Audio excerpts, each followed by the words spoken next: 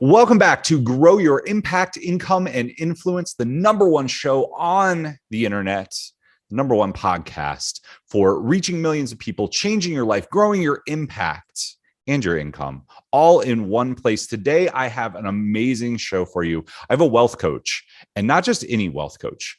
This guy has done so much that now he donates 100% of everything he makes to charity. You know he's doing well, but he also is going to pull back the curtain and show us how the wealthy look at money, look at their life, and look at challenges differently from everyone else. This is going to be an action-packed episode. Rennie, welcome to the show. How are you doing today? I'm doing terrific, Steve. Thank you so much. And one of the important things is terminology. And I don't give 100% of everything I make. I give 100% of the profits from my wealth coaching business. Interesting. Well, okay. That's So it, right away. There's a difference between revenue and profits. Definitely. And I think we're jumping right into it. We'll get back to this. I want to know where all this started for you, because if I'm reading this correctly, it didn't happen till you were 50. Yeah, that's correct. I'd had 2 divorces, I had a business failure, and I found myself at age 50 flat broke. I was at least able to earn a living.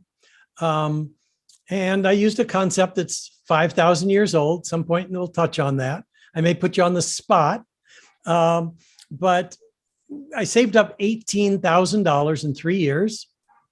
And with my wife and her realtor, bought a little 3-unit property. I could have used it to pay off credit card debt.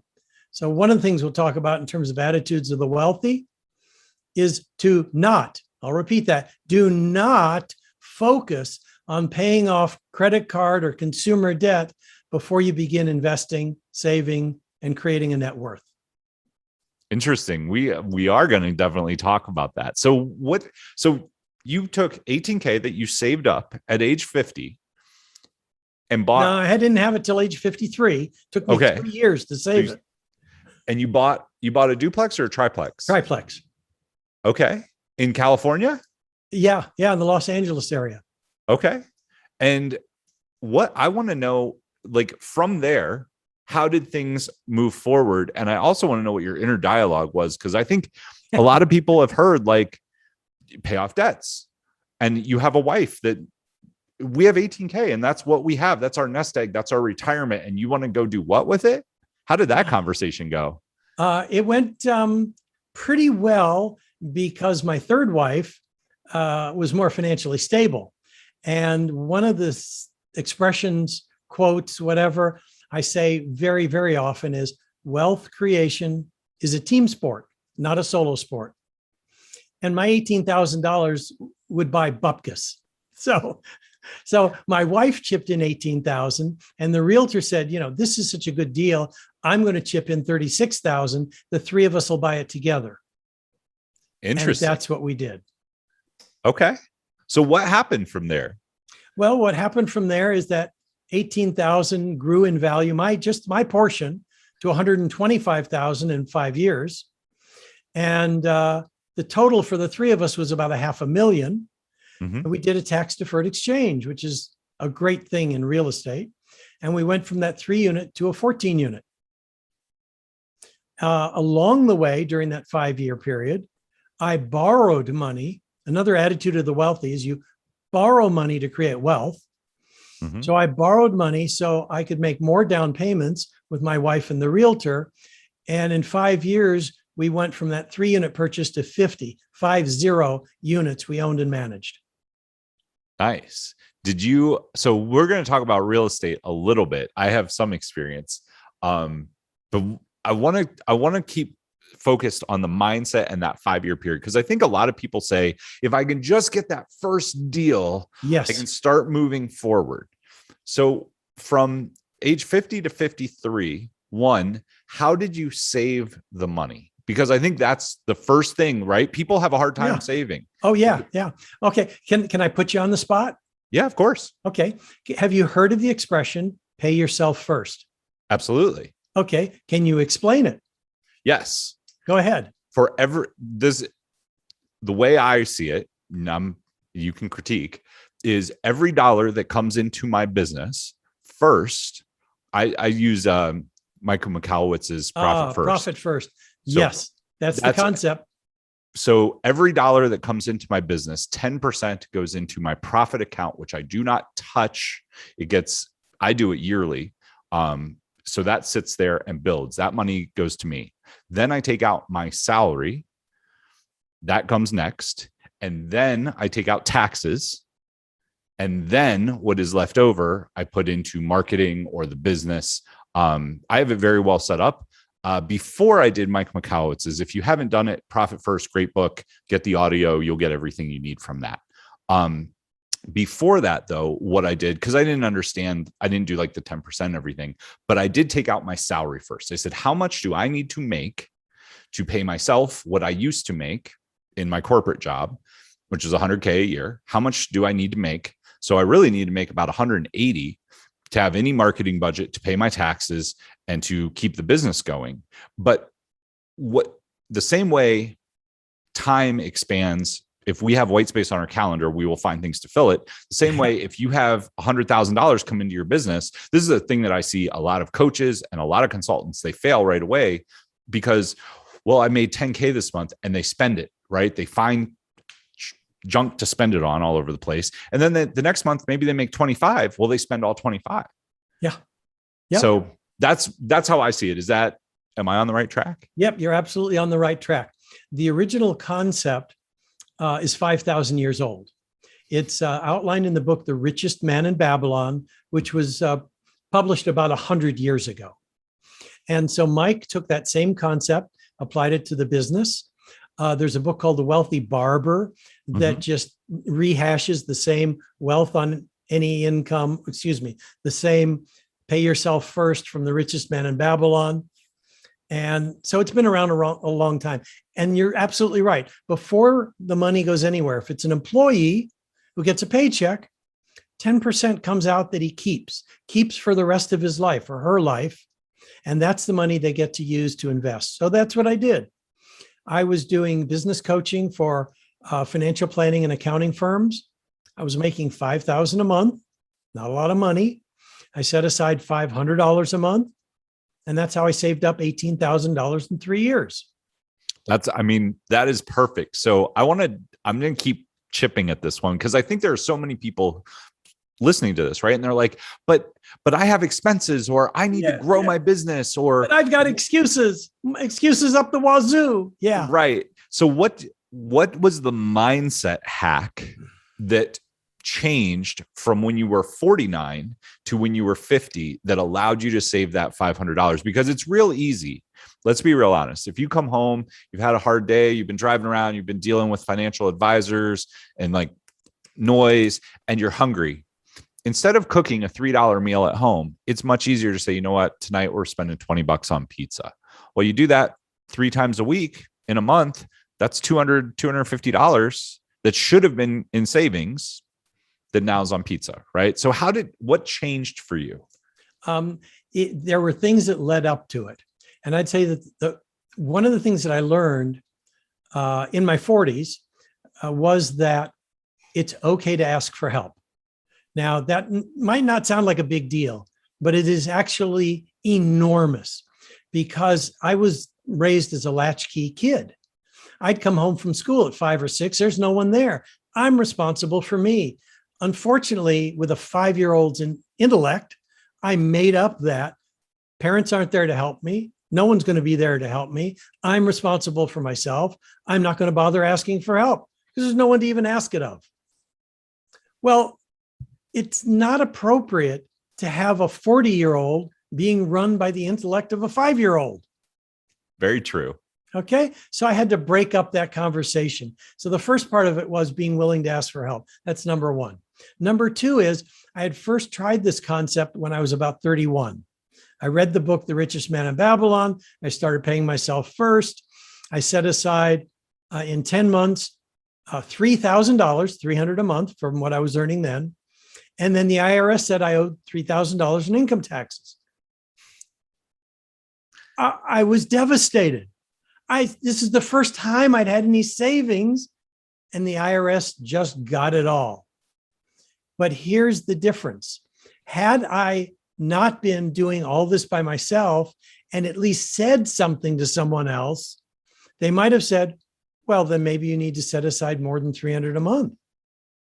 Or if you hadn't done that, you'd have had to borrow the money to pay the income taxes, and then you'd have been paying interest as well. But the point is, I was doing it by myself. So I wasn't getting any support from anyone else. I tried it again in my 40s, then got divorced, and then the money went again. So by the time I'm 50, I'm figuring in 15 years, either I'm going to be eating cat food or tuna, and I got to get it together. So that's when I got serious and paid myself first. Like I said, 3 years, I had 18,000, and I'd had it in stocks, which provides no opportunity to control the investments other than buying and selling it. Got it. What? Go ahead. I'm going to let you. So I've got some control issues. Like I said, yeah. I wouldn't even ask for people for help. At least now I recognize I've got some control issues, and corporate stocks weren't cutting it for me because, if I told General Motors what I thought the taillights on a car should look like they're going to listen to me? No. Right. Yeah. I'm not Warren Buffett. So what I realized is, in real estate, it would be different. I can control where I buy it, what it looks like, how we remodel it, who the tenants are going to be, when we're going to sell it, or if we're going to refinance it, or if we're going to do a tax deferred exchange, if we're going to change the landscaping, if we're going to remodel. It fed my control issues. So that's why I chose the real estate. Awesome. And yeah. So, okay. What happened? So we got 49 to 50, 50 to 53. You buy the place. I love the team sport aspect because I agree with that 100%. You start accumulating some wealth through buying more properties, through leveraging. So in coming into this, you said there are 3 secrets that the wealthy know that the people who aren't wealthy don't know. 3 secrets of the wealthy. I'm guessing one of them is pay yourself first. Actually, it's not. It's a part of a multitude of attitudes that wealthy people have that are different than ordinary people. And one of them is treat yourself like you matter, which is pay yourself first. That's only one of like 30 different attitudes. Okay.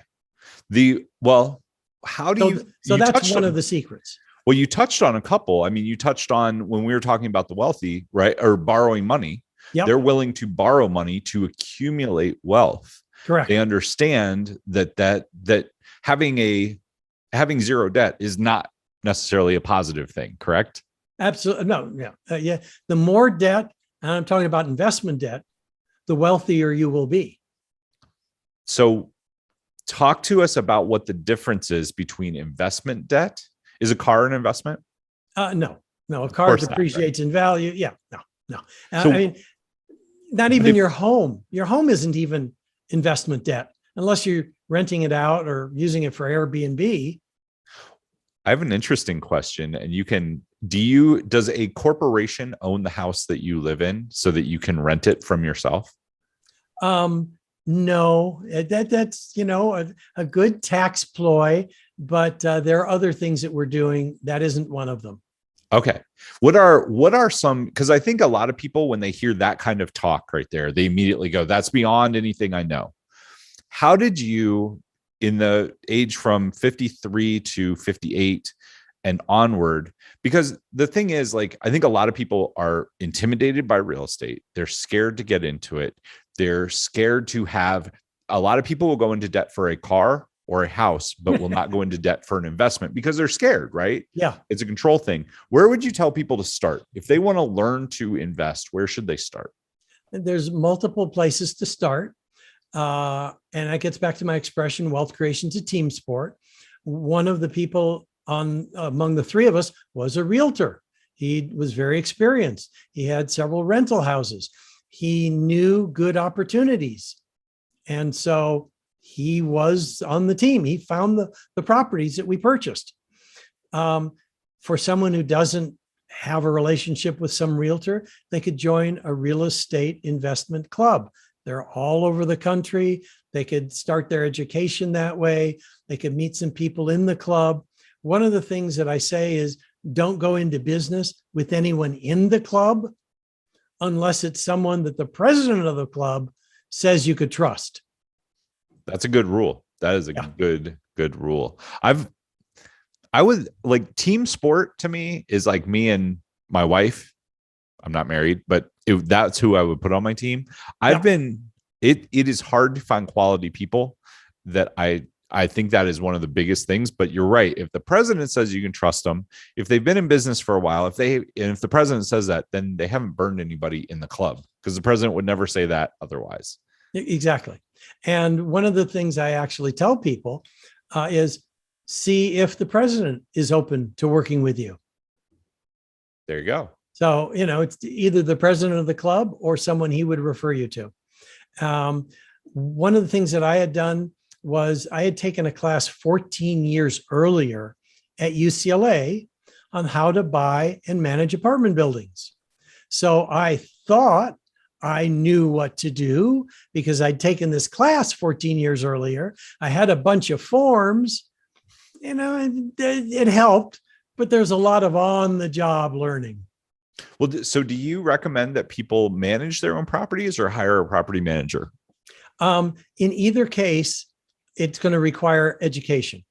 If you're going to manage it yourself, you want to be educated. If you're going to hire a management company, you need to be educated on how to manage a management company. You need to know the documents that they provide to you in terms of the accounting. You need to be able to understand them. You need to be able to ask questions. You need to know that units that they are saying are empty aren't actually being rented by someone who's paying cash. I mean, it's an education process. How did you learn? I mean, you had this UCLA, but how did you learn? You went on the job and just figured it out? Yeah, exactly. I followed the advice of the teacher from UCLA, from the notes that I had. And I guess it comes from a particular attitude that's paid off. And here's what I'm getting at. By the way, I teach a course like that now at UCLA. Oh, that's interesting. Yeah. That's awesome. It's a way of giving back, and I walk my talk. As an example, I do manage my own properties. I have a part-time assistant, and like today, I spent 2 hours involved in the apartment buildings. I probably average about 5 hours a week for tens of thousands of dollars a month. That's awesome. I think that's the dream. So I don't want this podcast to turn into just real estate. So I want to go back to the 3 secrets of the wealthy. Yes. Thank you. What other secrets? Thank you for keeping me on track. No problem. I mean, we could talk about real estate. I owned real estate when I was in college, 2002 to 2005. So we could talk about real estate, but I think it's going to be more beneficial to the listeners. Let's go on with the secrets of the mindset, because that's the biggest thing. I think I've seen a lot of coaches and consultants, I'm sure you've seen them as well, that are making $300,000, $400,000, $500,000 a year, and they're sitting in cash, or they're sitting in crypto, or they're sitting in stocks. Yeah. And none of those have any kind of tax benefit or really growth strategy behind them, other than pray. So I'd love to hear some of the thoughts about what mindset, because there's mindset, there's skills, and there's character traits. Yes. Those 3 things have to combine to give you the ladder, the rungs on the ladder, to be a good investor or to be good at whatever you're doing. People that got good at their job, it's because they mastered things that built that. So investment's the same. So please share with us some of the secrets. Okay.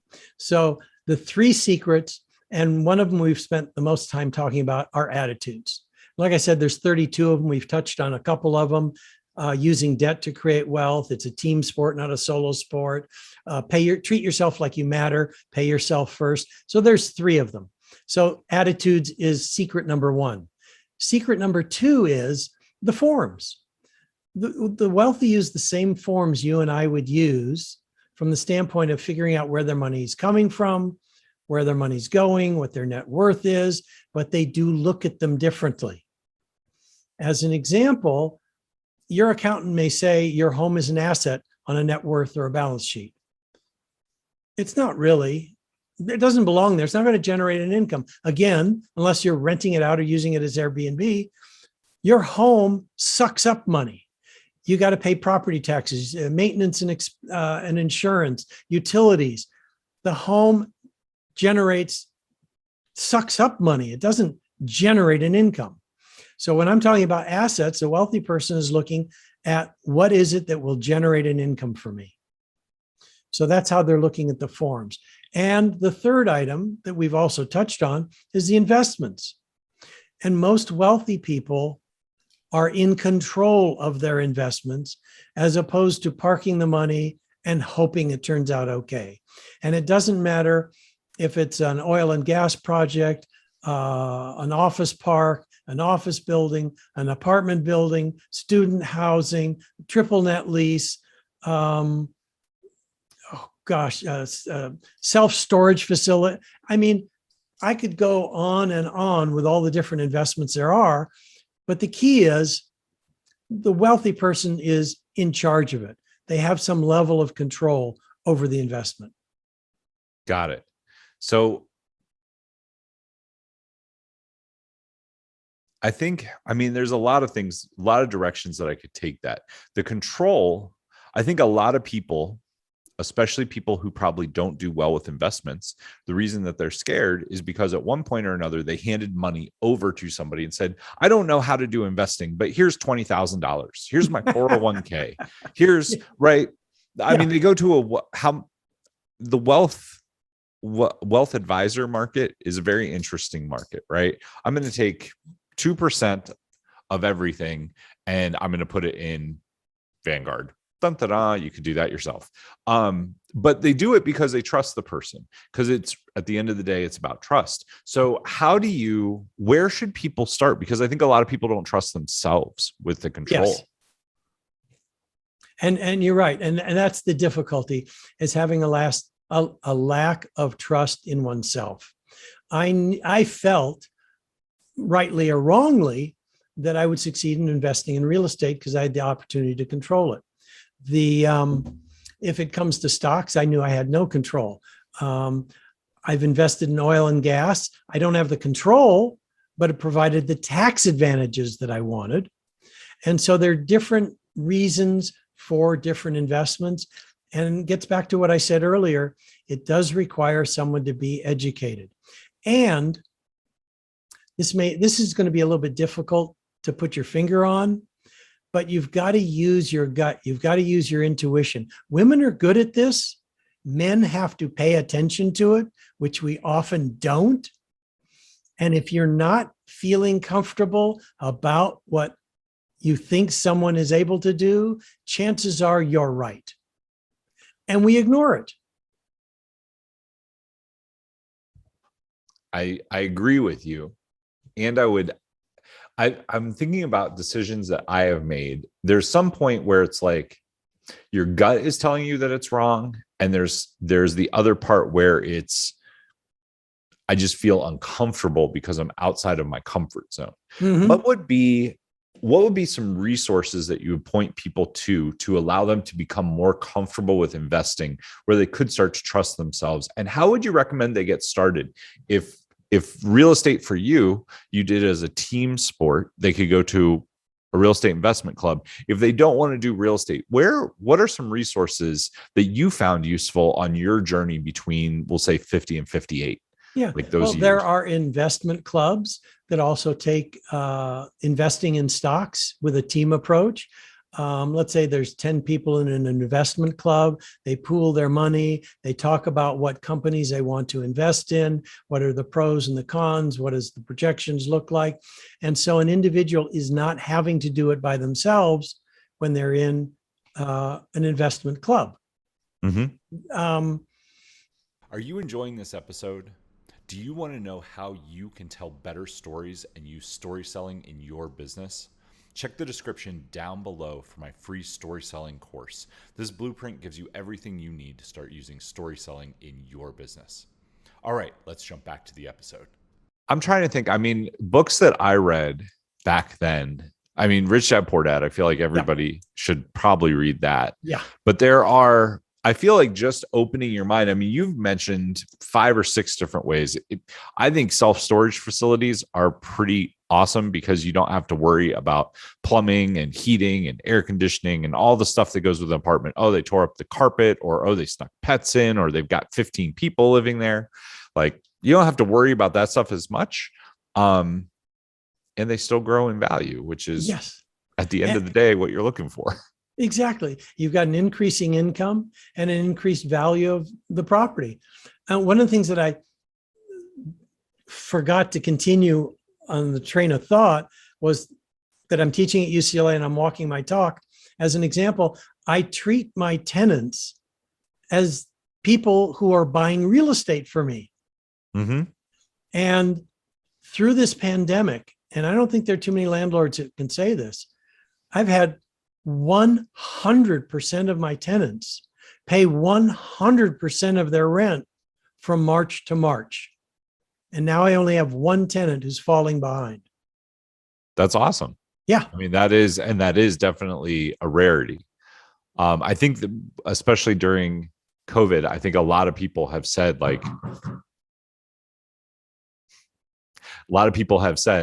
that is like they're scared of real estate because of that. Yes.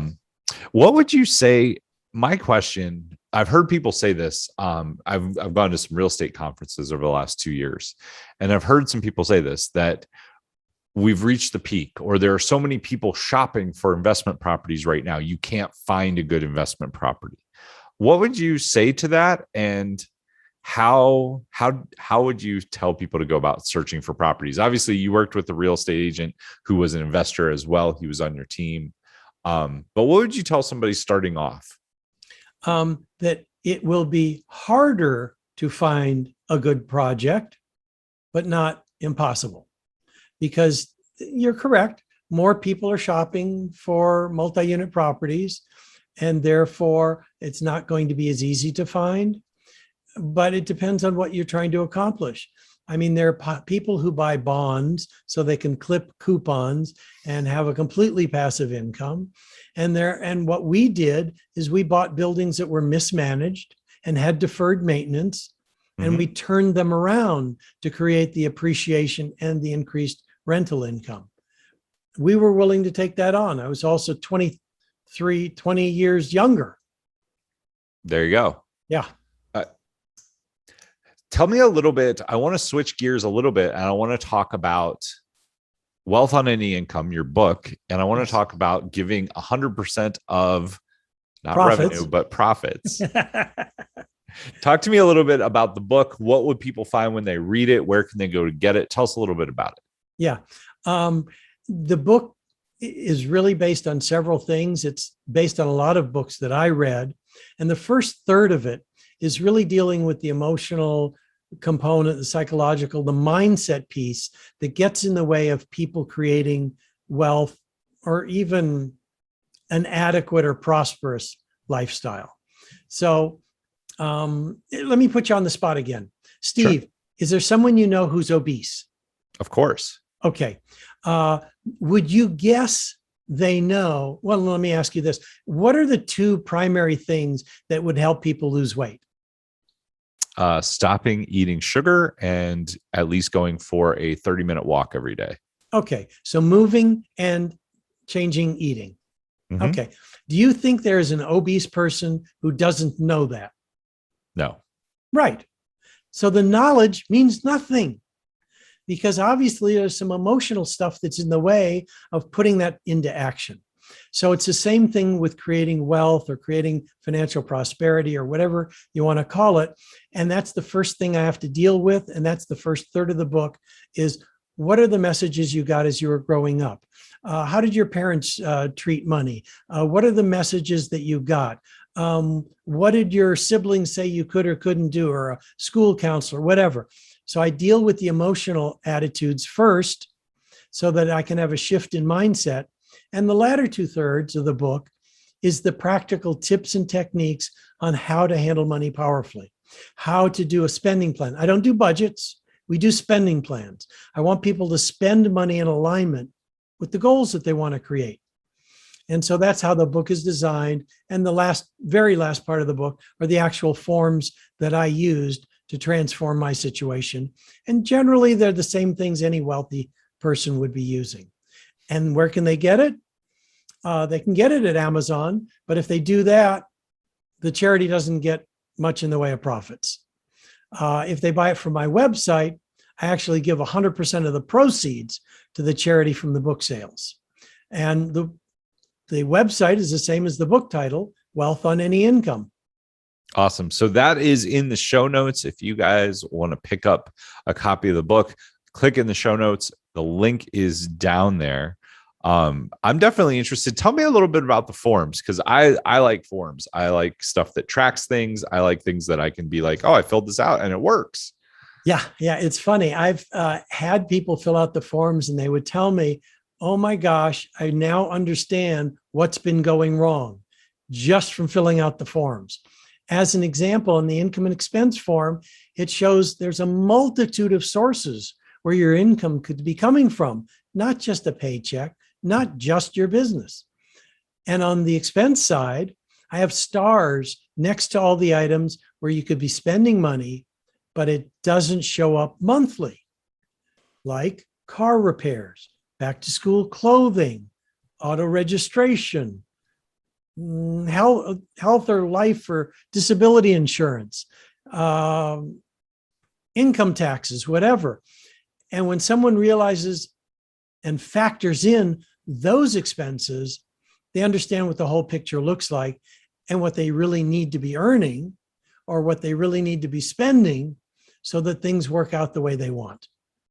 Nice. I think that's like going back to our example about the person that's overweight. I think people they know that they should eat less and they should exercise more, but the forms show you where you should spend your time and your energy and show you some things that are hidden, right? Everybody, it's really easy to say, I spend all my income, right? I've heard people say this. I have a budget. I've always had a budget. Some girls that I've dated are like, I spend all my money. I don't need a budget. I'm like, no, that's exactly why you need a budget. So you can see, because if we pull out your bank statement and categorize it and look at it, but some people don't want to deal with that pain, but I think it is one of the most enlightening things you could do. Oh yeah. One of my favorite books was The Millionaire Next Door. Mm-hmm. And the example he uses, and he illustrates two physicians, one who spends pretty much everything he earns and says he handles money fabulously because he saved $13,000 on the new Porsche that he bought. And the other doctor's driving around a 5-year-old Chevy or something and has a far greater net worth. But the thing is that you look at someone who, let's say, is physically fit. You see him jogging. He looks so healthy. You wouldn't say, why is he jogging? He doesn't need to. He looks so physically fit. That's exactly right. That is a very, very good way to look at it. Well, Rennie, we're going to wrap this up. Before we get off of here, if there was one thing that you could tell somebody who says, I have a good job, I'm making 6 figures, but I have very little in the bank. If you could tell them one concrete tactic they should do, what should they do? Where's the place to start? I have a feeling I know what you're going to say, but it's your show. So it's live on 80% of the money you have to spend. Keep 10% for the rest of your life and set 10% aside that you will spend later when things go wrong. So before we get off the show, is there anything that you want to tell us about the charity that you donate the profits to? Absolutely. It's called Shelter to Soldier. There's donate buttons all over my website. And what they do is they rescue dogs from environments where they could be euthanized. And they're trained as service animals for soldiers who've come back with PTSD or traumatic brain injuries that might have otherwise committed suicide. And the suicide rate among returning veterans is about 1 an hour. It's 22 a day. So the dogs' lives are saved. Those dogs save the soldiers' lives. This charity is saving 2 lives at a time. I love it. That is super powerful. And I can't think of a better charity. So make sure you go pick up Wealth on Any Income. It is in the show notes down below. Thank you so much for being an amazing guest. To everybody who is listening, make sure you click in the show notes, grab his book. I'm sure that you will learn something. Plus, you're going to help out some people because the profits go to charity as long as you buy through his website. Rennie, thank you so much for being on. You've been an amazing guest. Thank you, Steve. My pleasure. To everyone else out there, until next time, take action, change lives, and make money. We will see you soon.